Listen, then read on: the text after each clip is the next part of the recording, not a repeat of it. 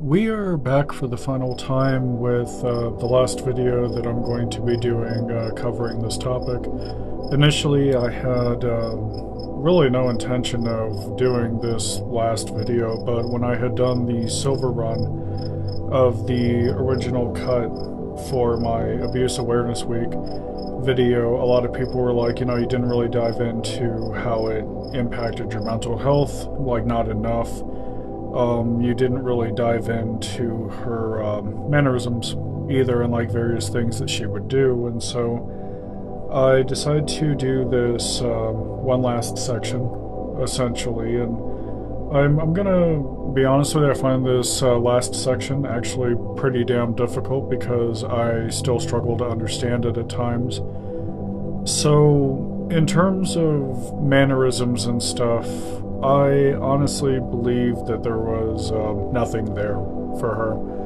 And I don't mean like nothing there as in just really dull. I mean nothing there as in nothing actually kind of existing, personality-wise. I largely believe this because she would have this tendency to scoop up chunks of personalities from other people. Like who she was largely depended on who she was around at the time, and I found it to be very, very oddball. And so there was just a lot of things I think that kind of bothered me as time went on. If she hung out with nasty people, she would be nasty.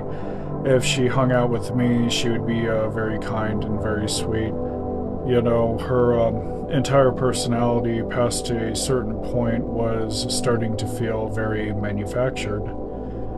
So I would always kind of look at that. I think, like, I would go and I would spend time with her and I would be like, oh, okay, she's behaving normal today, but if I would go and watch her hang out with somebody else, she would go and she would adopt their mannerisms.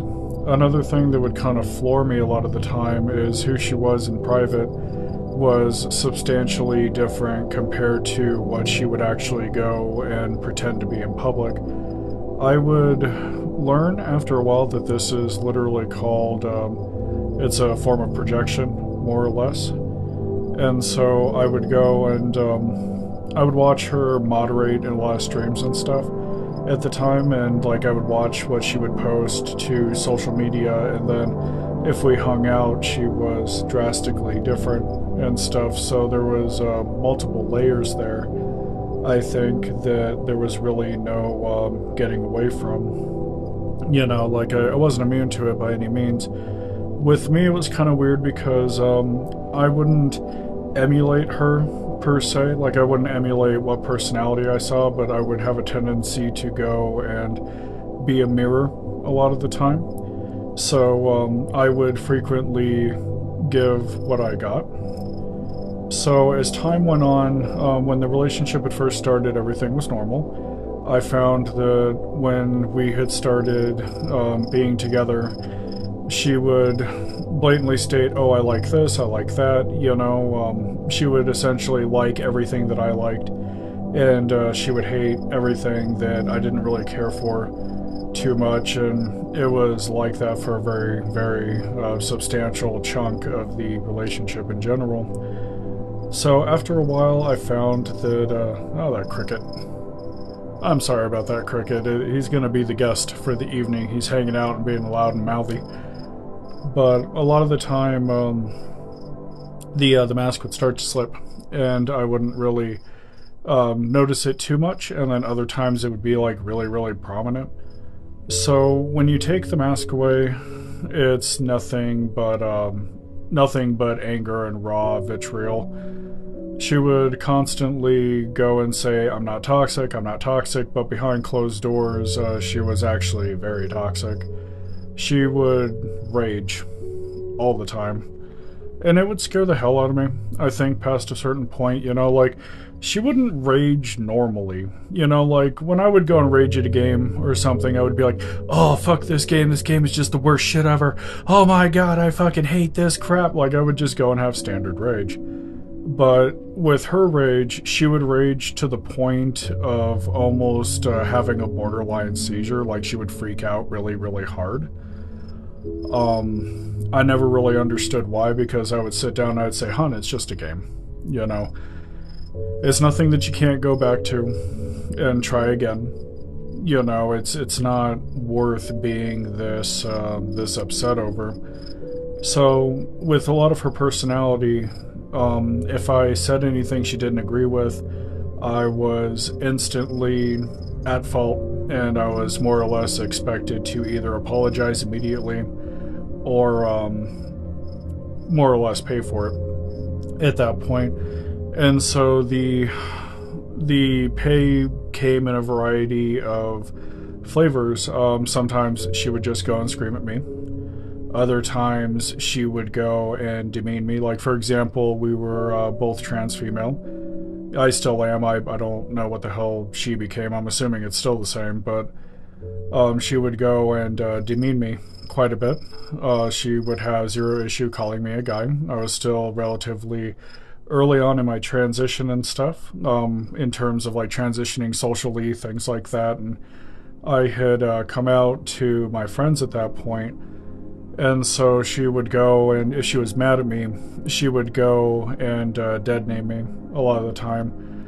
Even though I already had, socially, I had transitioned over to my new name and stuff. I was just kind of going down the line with a lot of things. It was something that I was taking very seriously, and I was going full tilt with it. So she would have a tendency to dead name me. A lot of the times, privately, she would sit there and call me a guy. It was very, very aggravating, and I never really cared for it too much, and so this would be kind of like a recurring theme. She would frequently claim that I would go and be the source of her problems, more or less. She would have a lot of vitriol towards that, and after a while it would literally kind of cause me to inadvertently tiptoe around her, because with me I have a trauma history that largely revolves around violence and anger. So when people actually get angry, it kind of makes my body and my hair just kind of stand up on end a little bit, and I'll kind of tiptoe around it. But I found that a lot of what she wanted was just like raw appeasement. You know, a lot of the time her friends could do no wrong, I could do no right, essentially. And so she would make it a regular habit of going and punishing me as she saw fit. Sometimes she would just randomly disappear.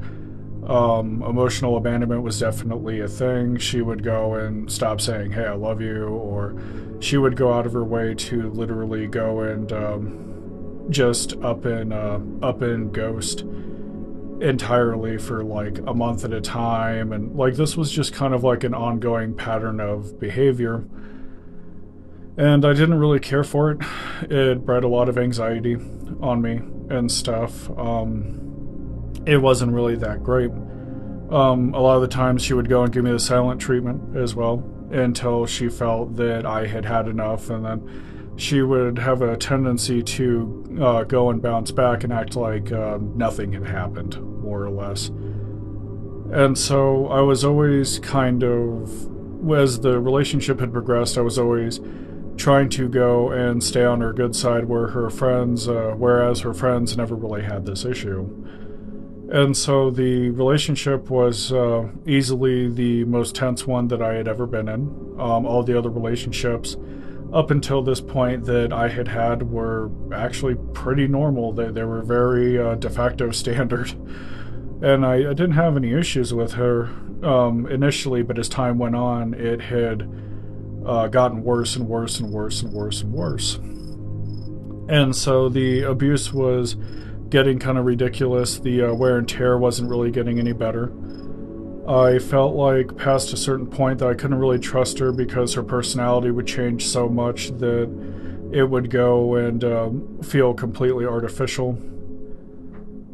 Things had actually started to get very strange when she would actually go and flat out mimic other people, and she would mimic their lives and how they behaved and stuff. I felt that it was very, very creepy. she would go and tell rather outlandish lies. Like, lying was definitely a part of her behavior. That's ingrained. It doesn't go away, she just gets slightly better at it, but I feel that she was grossly unaware of how absurd a lot of the lies were. Like, she would say, oh, I've been in this band and that band, and I would go and I would examine it, unintentionally. Like, I would go and I would listen to what it is that she was saying, and I would be like, yeah, that doesn't really check out because I'm a really huge music nut. So after a while, it kind of felt like her entire life was artificial. And it was really weird for me because her life felt artificial, her entire personality felt artificial. It was very much so a weird thing for me. This had even extended in the bedroom because she would constantly bat back and forth. First she would say, oh, I have trauma, I don't like sex, but she was always early on she was always kind of going and hounding me for sex and stuff, which I felt was very strange because I have like a history of sexual assault as well. And I wasn't, like, I would ask her for sex every now and then if I was in the mood, but it wouldn't be like a super constant thing. And so this would kind of happen a lot of the time, and it just wasn't really that great. And it didn't really make speech impediment a lot of sense to me. So she would be like, I don't want sex, I want sex, and this would kind of revolve around a little bit, and she would fantasize a lot as well, which was very, very strange because she would ask during sex, how do you view me?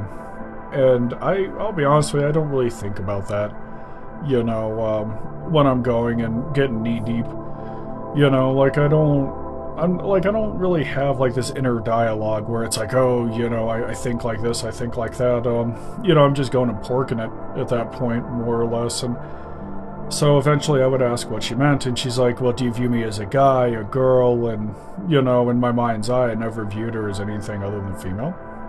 So the question, because I had never misgendered her throughout the entire duration of the relationship, the question that I'd find myself asking is, why is this a thing? Why is how I view you such an important thing? Why is how everyone views you such an important thing? She was very much so a fan of keeping up appearances. She would want people to view her in a very specific fashion.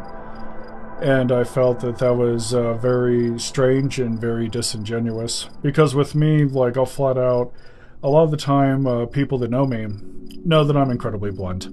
I mean, I'm loving, but I'm blunt. I can be incredibly rough around the edges a lot of the time. So pretty much, for the most part, what you see is what you get. I mean, yes, I have deeper layers and stuff, but on that top surface level, what you see is what you get. And then with me having a little bit of autism, well, Asperger's, I have a tendency to go and mask a little bit as well. But it's not really, like, once you start to get to know me, the masking more or less drops at that point. And, it's not a really huge departure. It's not what she had going on. So I felt that she was kind of living multiple existences at that point. Some people, she would tell them that she was a rock star and she was living this fabulous life. Other people, she would go and say, oh, I'm struggling to keep my house and, I've been sick for a while. Like, she had multiple lives on rotation, and it was very, very strange for me. So she was always kind of focusing on gaining other people's approval, which I felt was really weird. And then if people had started to discover anything, she would get the hell away from them as fast as she could. And so I had started to notice this, and I would question it a lot, and I would question her, and if I had questioned her, she would be very upset with it, because she felt that I should have this blanket trust of everything that she did. But while it's good to have trust, it's not good to trust unconditionally, because that's how brainwashing occurs. So she would have this just mess, I guess, for lack of a better term, of multiple things going on. She would go and tell some people that she was doing some things. She would tell her closer friends that she was doing other things, but I don't really think any of it was really genuine. She would plagiarize herself as a kind person, but she would go and routinely treat people in quite shitty fashions. And so the more I had observed it, the more I had started to go and distrust her. Our sex life was really, really weird because with me being trans femme, she would always want me to take on traditional masculine roles. And for the most part, I wouldn't even really be on board with it. It's just something that I knew that would make her happy, so I would just be like, yeah, you know, we can go ahead and do this. It's not the worst thing ever, but she would constantly tell me that she is okay with me transitioning over to female, but she would want me to do traditionally male things, and I'm trans femme. I'm not, non-binary or anything like that. I don't, aside from certain things like going and taking charge in some situations, I'm a fairly femme human being. I can be very emotionally driven a lot of the time. And so this had impacted our sex life a fair bit, and I didn't really care for it. I had started to withdraw, and her personality had changed substantially. She became more aggressive with a lot of things, and I didn't really care for it too much. It kind of scared me a little bit, I tried to accommodate every single partner that I'm with, but with her, there was no real reasonable accommodation. Like, she was telling me constantly that she was okay being in a trans femme T for T relationship, and yet she would want me to do male things. Quite often, she would want traditional roles as well, like traditional societal roles. Like, she would want me to take on a traditional male role of like working hard and coming home and like her making dinner and stuff. Like, she has a very bizarre 1950s style fantasy where she's like, you should go and work and then I can stay home and, take care of the house and kids and like all this other stuff.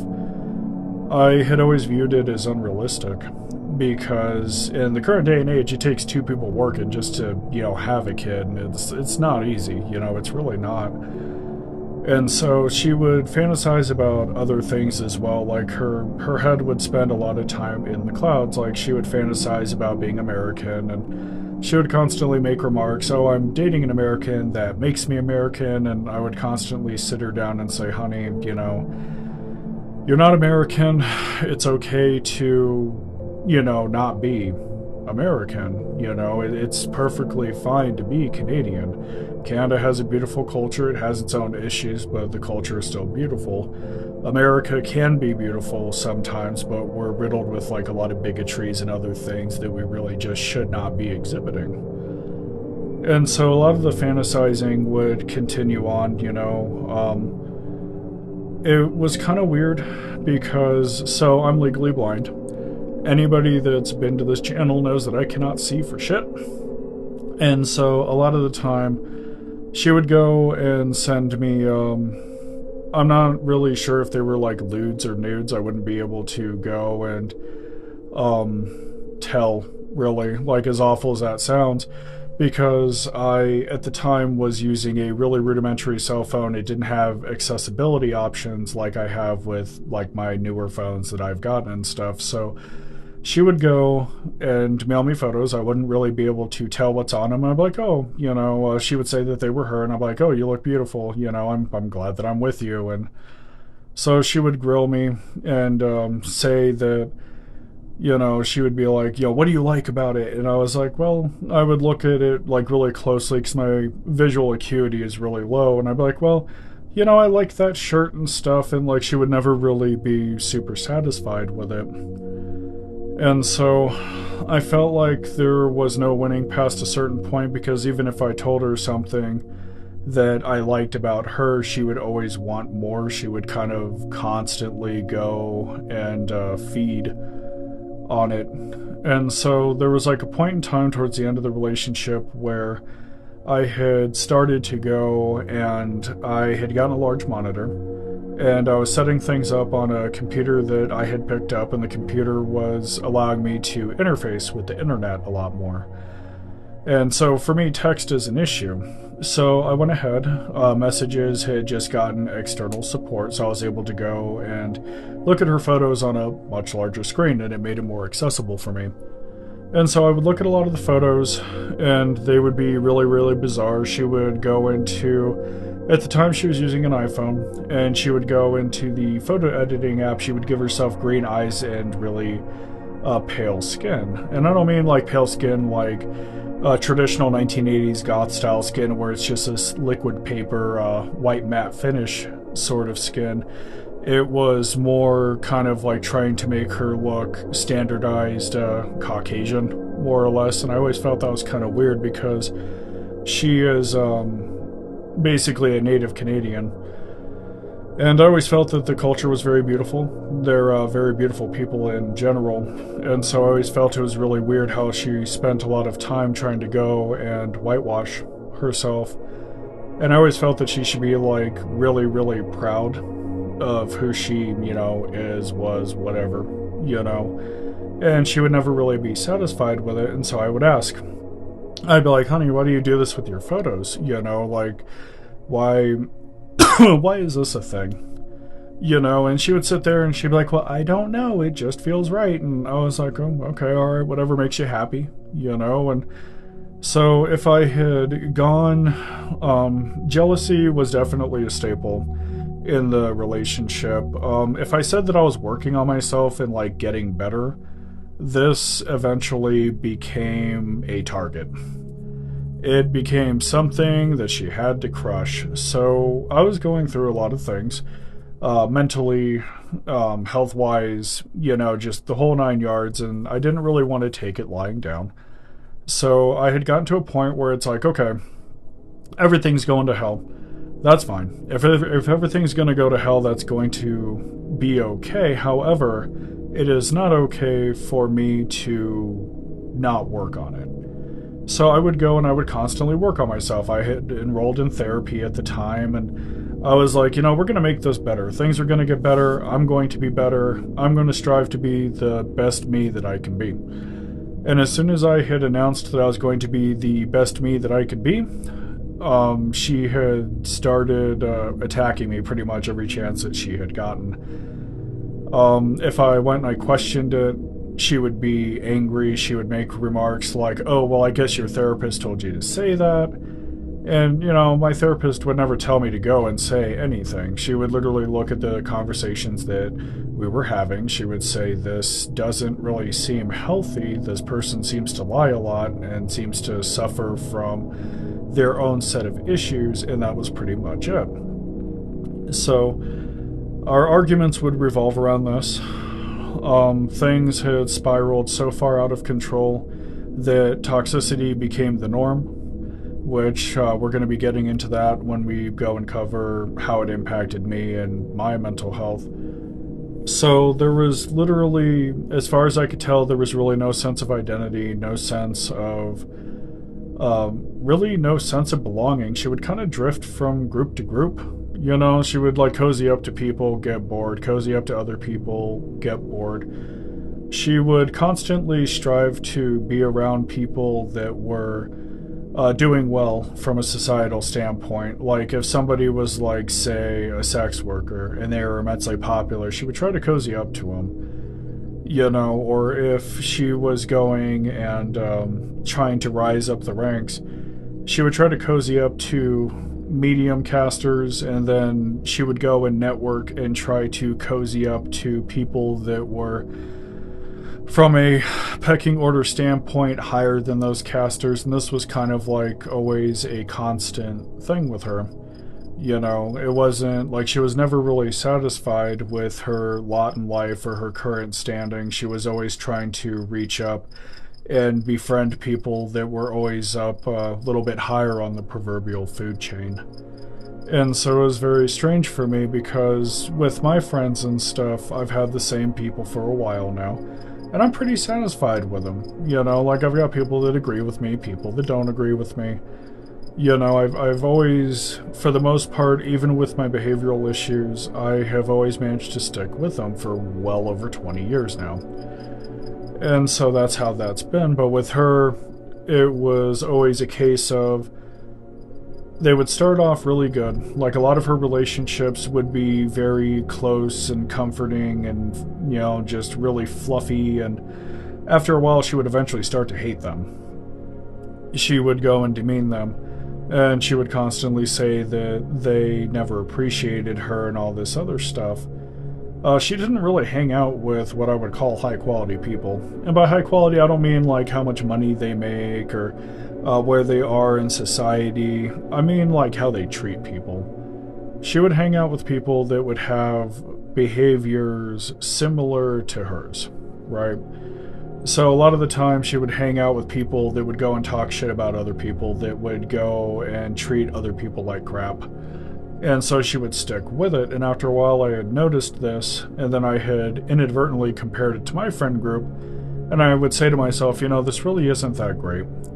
This isn't like super healthy, that's not really okay at all, whatsoever. And I would go and I would do passive comparisons unintentionally. I would literally just go and look at it and be like, this really could be and should be better. So it was really just, there was nothing really there. It was just kind of like this constant drive to climb up the social ladder, befriending people, talking shit about them, abandoning them for somebody else, and then this cycle would rinse dry and repeat essentially in a private fashion, because I would sit in chats with her and she would have these breakdowns.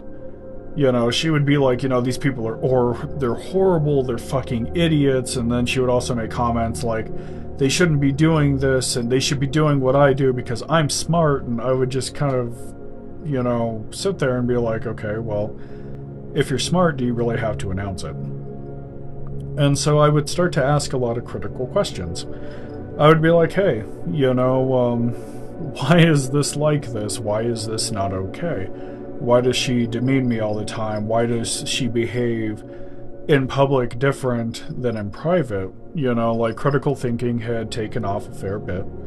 And I would spend a lot of my time just asking myself questions and working on myself, improving myself, doing whatever the hell it was that I could do to try to improve myself from within. Like, I wouldn't go out, like I wasn't like her in that regard. Like, I wouldn't go out and try to climb my way up the social ladder. What I would do is I would do a lot of self-study, and I would eventually say, okay, this is what's broken on me.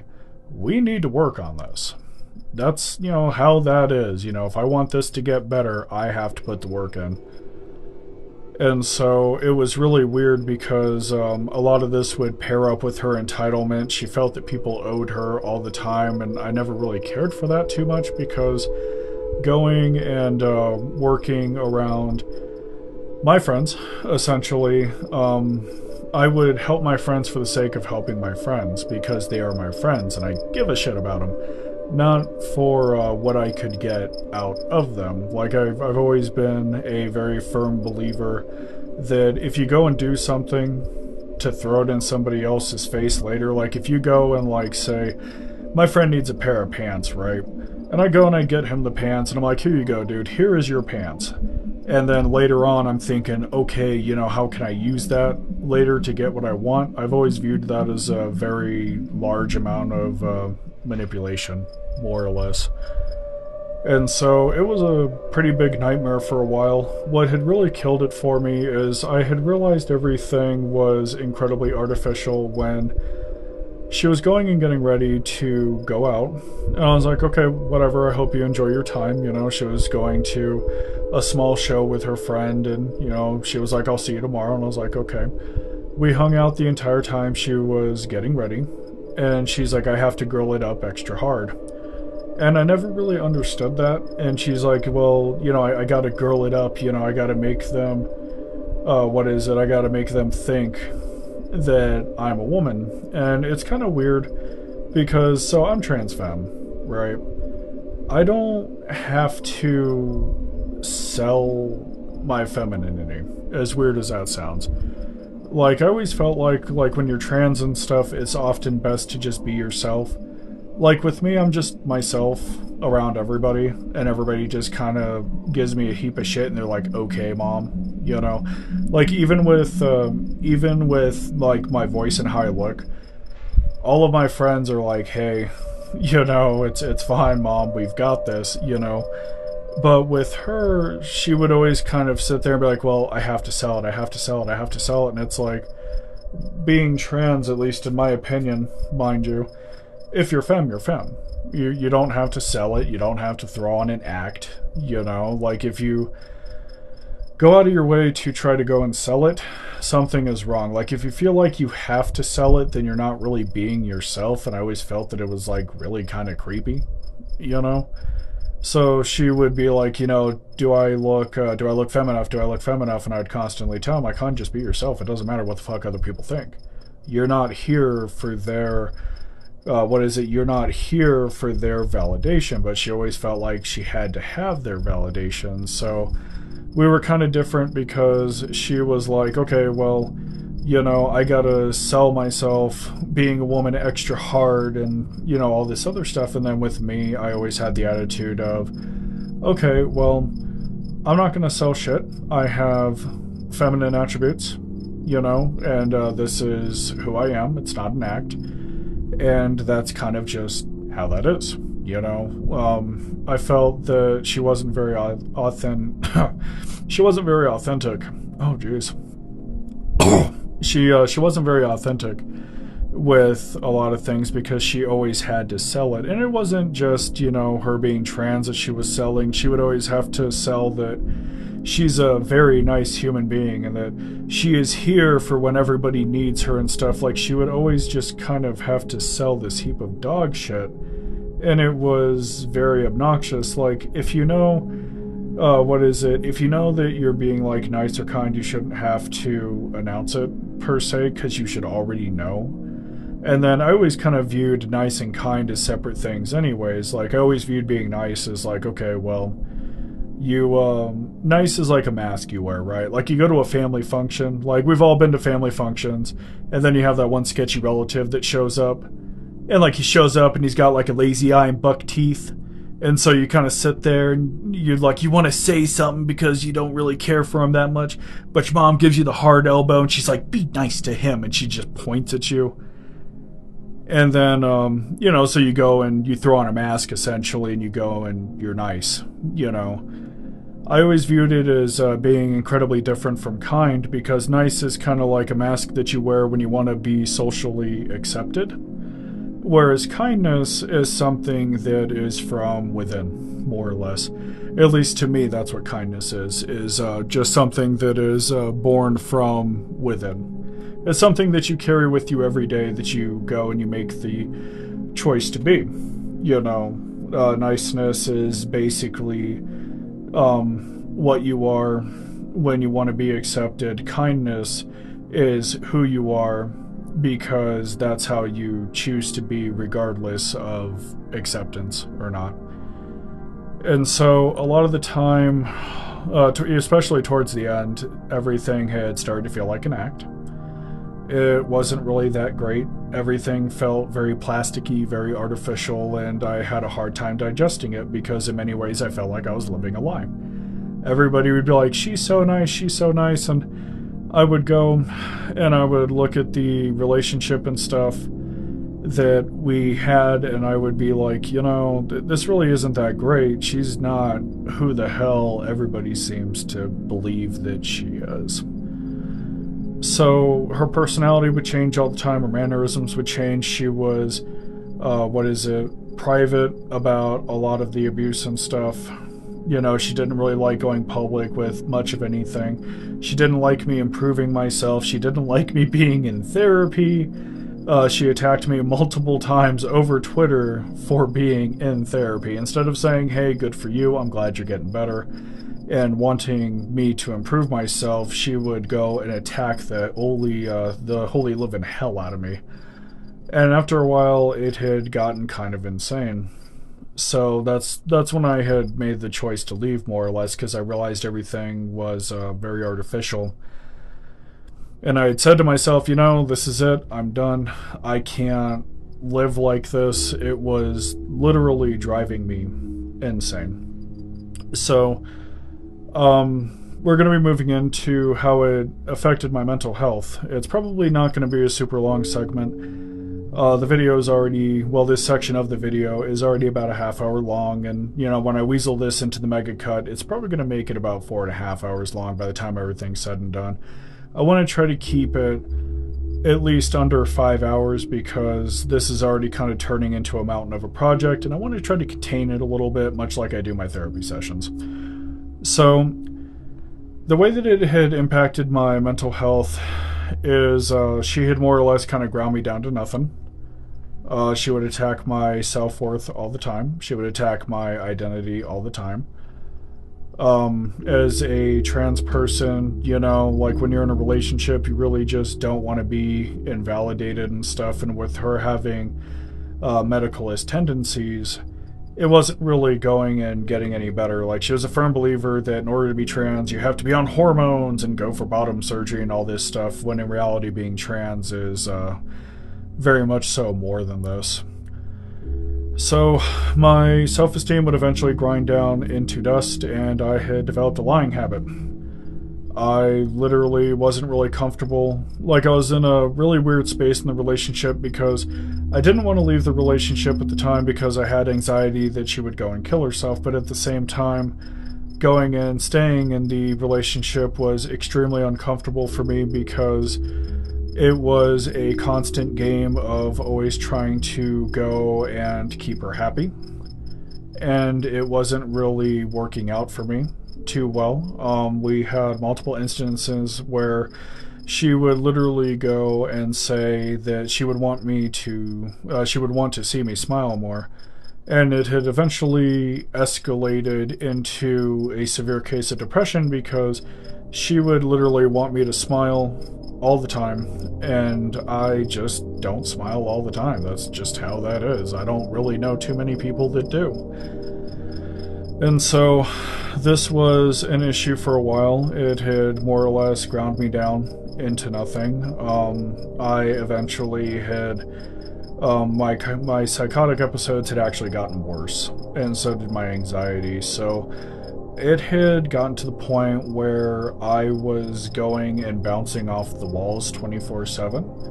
My anxiety had plummeted to such a ridiculous extent that every single time she would go and post something negative, since I was used to being attacked by her, I would go and involuntarily verbally maul her. And so I would find out later that this is known as reactive abuse, where you have been abused for so long that it starts happening as a reflex. Now, obviously, the abuse is not who I am, but I was mirroring it at the time, and I was also experiencing it because of the environment that I was trying to do this relationship in. So I had actually become very volatile and very toxic myself past a certain point, and it wasn't really getting any better. Like, before the relationship, I was not like this, and now that I'm out of the relationship, I'm retentive, I'm crabby, but I'm not anything like I was when we were together. So my anxiety would reach a fever pitch, and my anxiety and my psychosis would kind of pair up together. I was a undiagnosed borderline at the time, a quiet one, so I'm like prone to imploding instead of exploding. And I still have like a lot of classic signs as well. Like, I myself do have identity issues and things like that, but what would happen is, since manipulation and lying were such a common thing in the relationship, if something happened, it would make my anxiety spike. I became really codependent, so if I didn't hear from her, my anxiety would spike, and I would go and like slog her down her phone with really anxious messages and stuff, because there would be no communication. She would go off, do whatever the hell it is that she would want to do. I would be left out of the loop, so with me not really knowing whatever was going on at the time, I would not be able to function properly because I didn't really know if I was ever really coming or going. Psychosis had taken off full swing towards the end and stuff. Like, I had always kind of suffered from it, like, intermittently here and there, but I found that while I was in the relationship, it was substantially worse. And so I would go and I would hallucinate all kinds of weird things. Like, I would go and hallucinate about her going and stabbing me if she said that she was mad with me and wanted to kill me. I would go and I would hallucinate about that, and it would put a ton of stress on me. Like, it would go and give me anxiety that was so damn bad that I would have, like, heart palpitations. Like, it would literally physically affect me. And then when that anxiety would hit, psychosis would come around from me being manic, and it would whip my ass, like, all up and down the court. It still does, to a certain extent. Like, the abuse is, like, so damn bad that it's actually left a lasting mark on me. And so I have to literally go and cope with that. I'm still in therapy for this, and I am working through it, you know. So it had literally not gotten any better. Suicidality had gone up because the way that I was being treated at the time was that nothing was ever good enough. And so when you hear that all the time, you know, and when you experience the feeling and the belief of it all the time, you eventually start to believe that nothing you do is good enough. You eventually become more suicidal. And so eventually, past a certain point, I had checked out. Well, I had tried to check out. I didn't succeed. They wound up pumping my stomach and a bunch of other shit. But I wasn't really surviving too well. The entire time that I was in the ward, she had never bothered to check on me. She was out drinking and fucking off with her friends. So they had released me, and on the hospital's advice, they were like, you know, this person appears to have very strong narcissistic traits. You are being abused. Because they would go and look at my phone, like, some of the shit she would leave me. And so they would say, you know, you're suffering from PTSD, you know, essentially, which, with me having a history of abuse, I was already suffering from PTSD. This was, like, not a new thing, but being with her was making it worse. So I would literally sit there and I'd be like, okay, you know, this is what this is, and it would have a profound effect on my mental health, more or less. I would literally just kind of sit there and be like, okay, this is it. I would go, and at the time I was trying to find work. I couldn't hold it down because my mental stability was so far gone that basic functioning had gone out the window. I had literally gotten to a point where I had stopped taking care of myself entirely. Things had just eroded so heavily that I was just like, you know, to hell with it, I'm done. And so my mental health just kind of continued to deteriorate. My depression would spike, my psychosis would spike, my anxiety would spike.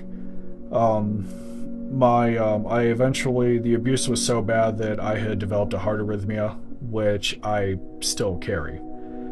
I went, talked to my doctor about it. They were like, yeah, this is stress-induced. This can also be caused by anxiety and PTSD. And I was like, okay. You know, and when I sat down and I had the conversation, she was like, yeah, you should probably leave. This isn't getting any better. And there was also, with the manipulation, I found that it would govern a lot of my behavior. For example, I would be like, okay, well, I want to break up with her, but I'm afraid of her going and killing herself, because she would always kind of hint around at it quite a bit. Or sometimes she would just openly and blatantly go and say, hey, if you leave, I will kill myself. And so we were struggling really hard towards the end, both me and her, you know, because she was constantly trying to go and gaslight me. You know, if you leave, I'll go and I'll kill myself because I can't live without you, and all this other bullshit. And so gaslighting was its own special brand of fucked up. So what would happen is I would go and I would experience something, and if we had like an argument, I would try to address it normally. I would be like, hey, hon, when you say this, it feels like this, and she would get in my face, relatively quickly, mind you. And she'd be like, well, I didn't say it like that, or I didn't say that, or that's not how that was said. And so, for a while, I had actually believed this. I was like, alright, obviously I'm misremembering. And it was actually one of my friends online. She was going, and she was in the party at the time. My ex hadn't taken notice yet because she's not very observant. And she was literally sitting there saying, honey, that's called gaslighting. And I would have to go and learn about that. And so she was like, whenever somebody says stuff like that, or like whenever like you have a pretty good idea of what the truth is, and they flat out tell you, I didn't say it like that, or I didn't do that, and it's very evident that they did, that is known as gaslighting. And so I had become paranoid of my own thoughts past a certain point. I was literally sitting there, and I was like so damn paranoid with my own thoughts that I literally stopped trusting any thought that had bounced around like through my head and stuff. I was literally sitting there and I was like, oh, I can't trust my own thoughts. I don't even know what are my thoughts and what are her thoughts. You know, like it had fucked with me very substantially. And so after a while, communication had actually broken down. I had stopped wanting to spend time with her in its entirety. My friends were like really freaking out because normally in my friend group I'm the one that like takes care of everybody, right? Like I kind of sit down and I'm like, oh, okay, you know, mainly with like the smaller kids that pop in and out of the friends group, like they'll come to me with their problems and crap, and I'm like, hey man, I'm sorry, this is how you handle that. And then with my older friends, it's a much more heavier thing because they've got way heavier problems. And I'll sit down and say, all right, dude, we're going to work our way through it. I've got an open ear. We've got all night to talk about this. And so that's pretty much what I do in my friends group. And so the mental wear and tear was actually quite immense, at least to me it was.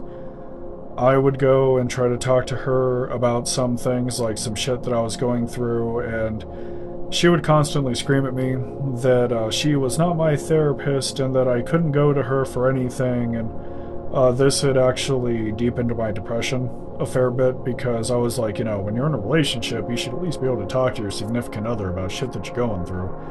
That's part of having a healthy dialogue. And so she had gotten to the point where she was like, you know, I don't want to hear it, I've got my own problems. And so after a while I had gone and I had stopped trusting her, trusting me.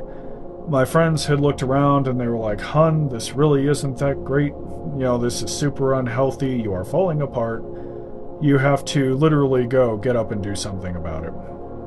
And I had gotten to a point where, like, so normally I had, like, a very steady wave of depression running through me, but I had gotten to the point where I was literally crying whenever I would wake up. I would cry before bed, and then, like, part of me would want to stay with her, but there was, like, a large portion of me that knew that I needed to leave and stuff, and, you know, it was really weird, because on one end I was kind of having a reckoning with it, but on the other end it's like I was going and, actively rejecting it because I was like, I can make it work, this is okay.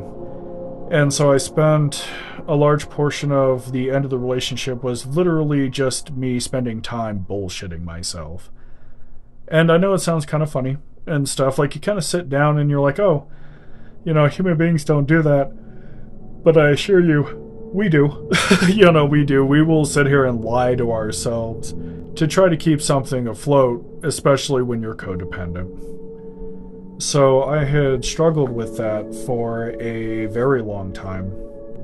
And I eventually, when I had unplugged, I had, I think, a week period where I had freaked out, and then I was like, oh my god, you know, what if she kills herself? But after that had passed, I was relatively okay. So I was in and out of the ward a fair bit, and they were like, oh yeah, you know, this is narcissistic abuse, she really damaged the hell out of you. And I was like, okay.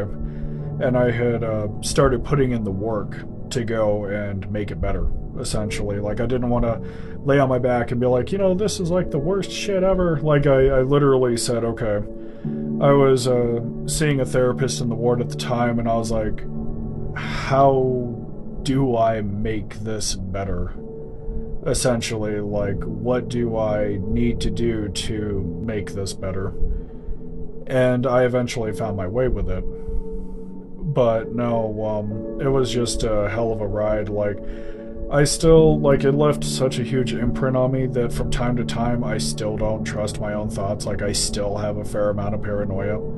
And whenever I'm in a relationship, like, I don't trust them at all. Like, I try to.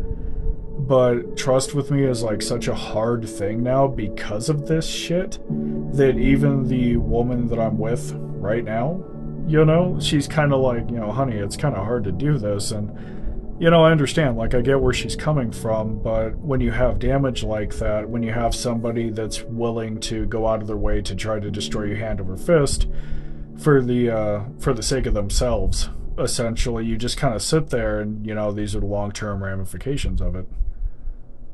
Yeah. I'm recording. What's up? Well, yeah, I'm still working on the video. What's up? No, it's in the dryer already. Yeah. No. Talking about the abuse aspect of it. Yeah, it should be done soon. No, not a problem. I love you too. But, yeah, we're talking about you. What you gonna do about it? What, you gonna come over here and whoop my ass? Yeah, that's what I thought. Yeah. Yeah. No, I love you too, honey. Let me wrap this up. I'm on, like, the last 15 minutes of it, I think.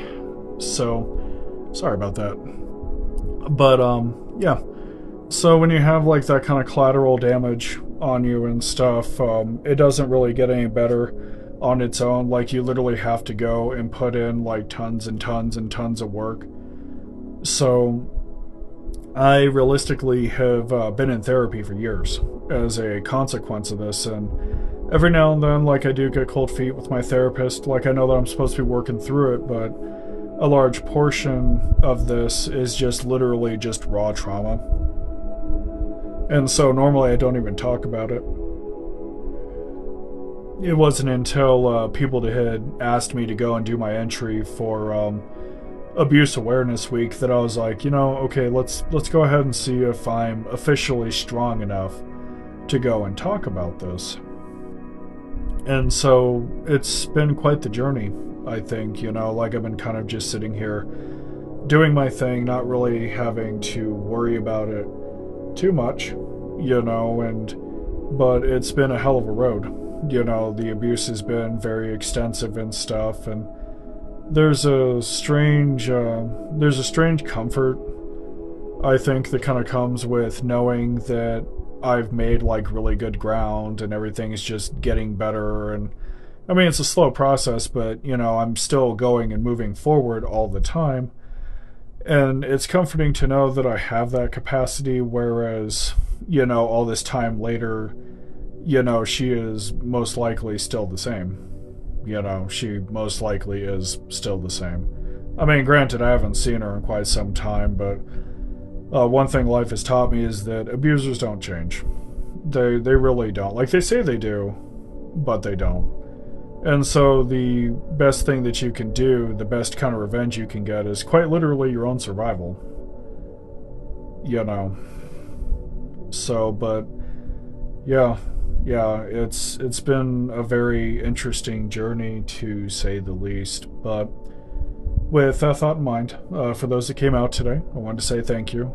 This is a project that I have been working on for a hot minute now.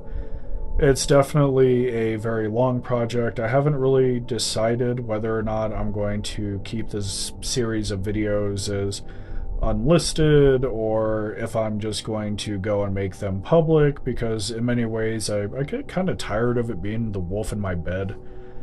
And I get tired of, like, not, you know, feeling like I can talk about it, more or less. Like, I definitely get sick of it, I think.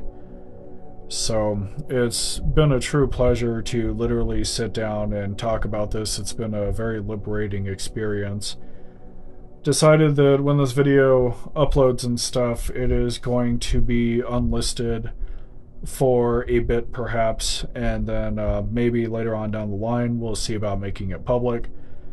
With her hosting smear campaigns and shit, I'm more than willing to bet that if anybody found this and it kind of blew up a little bit, that she most likely would, have some of her friends in my comments creating issues for me like normal.